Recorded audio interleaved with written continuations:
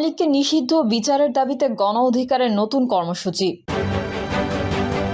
এদিকে আসিফ নজরুল বললেন, শেখ হাসিনাকে ফেরাতে ভারতের মনোভাব ইতিবাচক নয়। সিএনজি চালক মিটারের বেশি ভাড়া নিলে জরিমানা 50,000। এবং সর্বশেষ জানাবো গাড়ির সামনে স্থানীয়দের অবস্থান, আসামি না ধরে ফিরে গেল র্যাব। এতক্ষণ শুনছিলেন সংবাদ শিরোনাম, এবারে বিস্তারিত। তবে তার আগে অনুরোধ থাকবে আমাদের চ্যানেলটি সাবস্ক্রাইব করে বেল আইকনটি ক্লিক করুন। আওয়ামী লীগকে নিষিদ্ধ ও বিচারের দাবিতে গণ অধিকারের নতুন কর্মসূচি।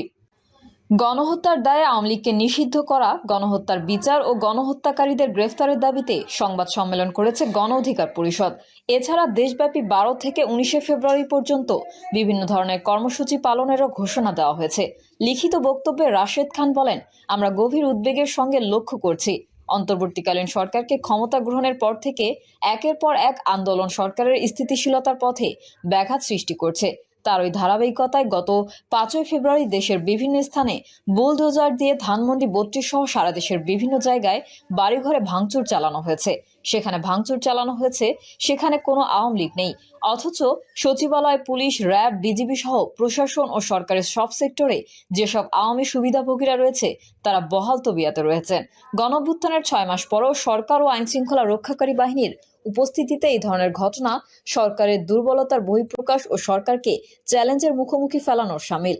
এতে প্রমাণিত হয় সরকারের প্রত্যক্ষ ইন্ধন বা সহযোগিতায় এসব ঘটনা সংঘটিত হয়েছে, অথবা সরকার এসব নিয়ন্ত্রণ করতে পুরোপুরি ব্যর্থ হয়েছে। জনগণের মনে প্রশ্ন, সিটি কর্পোরেশন বা সরকারি বুলডোজার কারা সরবরাহ করলো? এই ঘটনার কারণে বাংলাদেশ সম্পর্কে আন্তর্জাতিক মহলের কাছে নেতিবাচক বার্তা গেছে। 1 নম্বর, ডক্টর মোহাম্মদ ইউনূসের নেতৃত্বে গঠিত সরকার বাংলাদেশকে এখনো স্থিতিশীল করতে পারেনি। 2 নম্বর, বিদেশি বিনিয়োগ আসার সম্ভাবনা কম। 3 নম্বর, গার্মেন্টস সহ বিভিন্ন পণ্যের রপ্তানিতে বিদেশি ক্রেতার সংকট। 4 নম্বর, বাংলাদেশে অবস্থানরত ও আসতে আগ্রহী বিদেশি পর্যটকরা আতঙ্কিত হতে পারে ইত্যাদি। অপারেশন ডেভিল হান্টের প্রসঙ্গ তুলে ধরে রাশেদ খান বলেন, গাজীপুরে বৈষম্য বিরোধী ছাত্র আন্দোলনের শিক্ষার্থীরা আক্রান্ত হওয়ার পর অপারেশন ডেভিল হান্ট শুরু হয়েছে, কিন্তু আমরা এখনো সেনাবাহিনীর কাছে আশ্রয় নেওয়া 626 জনের অবস্থান সম্পর্কে জানি না। বড় বড় ডেভিলরা তো পালিয়ে গেছে। ওবায়দুল কাদের 3 মাস নিরাপদে অবস্থান করার পরেও কেন তাকে গ্রেফতার করা যায়নি? আওয়ামী লীগের হাইকমান্ড ও শেখ পরিবারের সদস্যরা কাদের সহায়তায় দেশ ছেড়েছে? অন্তর্বর্তীকালীন সরকার কি এসব তদন্তে কোনো কমিটি গঠন করেছে? না করার রহস্য সম্পর্কে আমরা জানতে চাই। অপারেশন ডেভিল হান্টকে আমরা স্বাগত জানাই, কিন্তু এর মাধ্যমে যেন আওয়ামী লীগের সাধারণ ও নিরীহ কোনো কর্মী সমর্থক হয়রানি করা না হয়। শুধুমাত্র অপরাধীরাই যেন অপারেশন ডেভিল হান্টের অন্তর্ভুক্ত হয়। অন্যথায় গণগ্রেফতার ও গণহয়রানি শুরু হলে সমাজ ও রাষ্ট্র ব্যবস্থা ভেঙে পড়বে। এই সুযোগে মামলাবাজি ও মানবাধিকার লঙ্ঘনের ঘটনাও ঘটতে পারে। অন্তর্বর্তীকালীন সরকারের 6 মাস অতিবাহিত হলেও এখনো আইন শৃঙ্খলা পরিস্থিতি দ্রব্যমূল্য নিয়ন্ত্রণে আসেনি উল্লেখ করে তিনি বলেন, বরং শতাধিক পণ্যের ওপর ভ্যাট ট্যাক্স বাড়িয়ে জনগণের পেটে লাথি মারা হয়েছে। সরকার যতই জনসমর্থন নিয়ে গঠিত হোক না কেন, নিত্যপণ্যের দাম জনগণের ক্রয় ক্ষমতার মধ্যে আনতে ব্যর্থ হলে জনসমর্থন জনক্ষোভে পরিণত হবে। সামনে পবিত্র মাহে রমজানে নিত্যপণ্যের দাম, লোডশেডিং ও গ্যাসের সংকটের দিকে সরকারকে গভীর মনোযোগ দেওয়ার আহ্বান করছি। লিখিত বক্তব্যে গণ অধিকার পরিষদের এই নেতা বলেন, ইতোমধ্যে উপদেষ্টারা নতুন রাজনৈতিক দলের প্রতি নিজেদের আশীর্বাদ ব্যক্ত করে এবং নতুন রাজনৈতিক দল করতে আগ্রহীদের নানা কর্মসূচিতে ধারাবাহিকভাবে উপস্থিত হয়ে সরকারের নিরপেক্ষতা প্রশ্নের মুখোমুখি করেছে। এজন্যই বিভিন্ন জায়গা থেকে আগামী জাতীয় নির্বাচন নতুন তত্ত্বাবধায়ক সরকার অনুষ্ঠিত করার দাবি উঠছে। আমরা সরকারকে বলবো, গণ অভ্যুত্থানে এই দেশের সব শক্তি অংশগ্রহণ করেছে। কোনো একটি অংশের কাছে আপন হতে গিয়ে বাকিদের কাছে বিরাগভাজন হবেন না। আপনারা সবার সঙ্গে আপনাদের আচরণের নিরপেক্ষতা প্রয়োজন। নতুন যারা দল করতে চায় আমরা তাদের সাধুবাদ ও স্বাগত জানাই, তবে আপনাদের পৃষ্ঠপোষকতায়, সহযোগিতায় ও আশীর্বাদে নতুন কোনো দল গঠিত হলে আপনারা নিজেদের অবস্থান হারাবেন।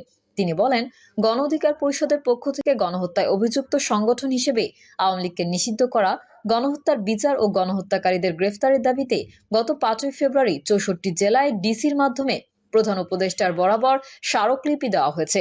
শিগগিরই কেন্দ্রীয়ভাবেও সরাসরি প্রধান উপদেষ্টার কাছে স্মারকলিপি দেওয়া হবে। 71-এর পর আওয়ামী লীগ একবার গণহত্যায় মেতে ওঠে। পরবর্তী সময়ে শেখ হাসিনা 2024 সালে দ্বিতীয়বারের মতো গণহত্যা পরিচালনা করে হিটলারের নামের সঙ্গে নিজেকেও সারা দুনিয়ার কাছে গণহত্যাকারী, খুনি ও ফ্যাসিস্ট হিসেবে প্রতিষ্ঠা করেছে। এদেশের জনগণ চায় না আওয়ামী লীগের ব্যানারে তৃতীয়বার গণহত্যার সুযোগ থাকুক। গণ অধিকার পরিষদ শুরু থেকেই গণহত্যার বিচারে কঠোর প্রতিবাদ জানিয়ে আসছে। এরই ধারাবাহিকতায় আগামী 14 ফেব্রুয়ারি বিকাল 3:30টায় জাতীয় প্রেস ক্লাবের সামনে আওয়ামী লীগকে নিষিদ্ধ করা, গণহত্যার বিচার ও গণহত্যাকারীদের গ্রেফতারের দাবিতে গণ অধিকার পরিষদ ঢাকা মহানগর বিক্ষোভ সমাবেশ করবে। এছাড়া জনগণকে গণহত্যার বিচারে আরও বেশি সম্পৃক্ত করতে দেশব্যাপী আগামী 12 থেকে 18 ফেব্রুয়ারি পর্যন্ত লিফলেট বিতরণ ও গণসংযোগ করা হবে। এছাড়া 19 ফেব্রুয়ারি জেলায় জেলায় 5 দফা দাবিতে বিক্ষোভ সমাবেশ করা হবে। আসিফ নজরুল বললেন, শেখ হাসিনাকে ফেরাতে ভারতের মনোভাব ইতিবাচক নয়। শেখ হাসিনাকে গ্রেফতারে ইন্টারপোলের রেড অ্যালার্টের আবেদন করা হয়েছে বলে মন্তব্য করেছেন আইন উপদেষ্টা অধ্যাপক ডক্টর আসিফ নজরুল। তিনি বলেন, ইন্টারপোল তাদের অবস্থান থেকে ব্যবস্থা নেবে। শেখ হাসিনাকে ফেরাতে ভারতের মনোভাব ইতিবাচক নয়। তারা শেখ হাসিনাকে ফিরিয়ে দেবে না, বরং ভারত চায় এই ইস্যুতে পরিস্থিতি অস্থিতিশীল করতে। আন্তর্জাতিক অপরাধ ট্রাইব্যুনালে জুলাই-আগস্টের গণহত্যার বিচার কার্যক্রম চলমান উল্লেখ করে আইন উপদেষ্টা বলেন, ট্রাইব্যুনালে এর মধ্যেই 300টি অভিযোগ, 16টি মামলা দায়ের করেছে প্রসিকিউশন। এর মধ্যে 4টি মামলার তদন্ত কাজ ফেব্রুয়ারি মাসে শেষ হবে। এরপর অভিযোগ গঠনের মাধ্যমে বিচার কাজ শুরু হবে। আর ঈদের পর এপ্রিলে সাক্ষ্য গ্রহণ শুরু হবে।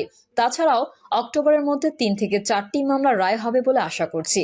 সাবেক প্রধানমন্ত্রী শেখ হাসিনা, সাবেক মন্ত্রী ও শীর্ষ আওয়ামী লীগ নেতারা এই মামলার আসামি।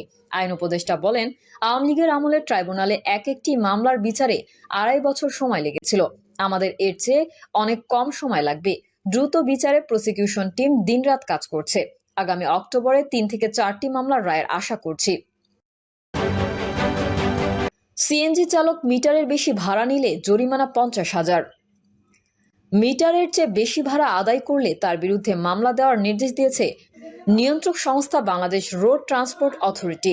পত্রে বলা হয়েছে, গ্যাস বা পেট্রোল চালিত 4-3 হুইলার অটোরিকশার জন্য সরকার নির্ধারিত মিটারের ভাড়ার হারের অতিরিক্ত ভাড়া আদায়ের অভিযোগের বিষয়ে মামলা রুজু করার নির্দেশক্রমে অনুরোধ করা হলো। পত্রে আরও বলা হয়েছে, সড়ক পরিবহন আইন 2018 এর ধারা 35-3 অনুযায়ী কোনো কন্ট্রাক্ট ক্যারিজের মালিক বা চালক রুট পারমিট এলাকার মধ্যে যে কোনো গন্তব্যে যেতে বাধ্য থাকবেন এবং মিটারে প্রদর্শিত ভাড়ার অতিরিক্ত অর্থ দাবি বা আদায় করতে পারবেন না। এর ব্যত্যয় ঘটলে আইনের ধারা 81 অনুযায়ী অনধিক 6 মাসের কারাদণ্ড বা অনধিক 50,000 টাকা অর্থদণ্ড বা উভয় দণ্ডে দণ্ডিত হবেন এবং চালকের ক্ষেত্রে অতিরিক্ত হিসাবে দোষসূচক 1 পয়েন্ট কর্তন করার বিধান রয়েছে। পত্রে আরও বলা হয়েছে, সড়ক পরিবহন আইন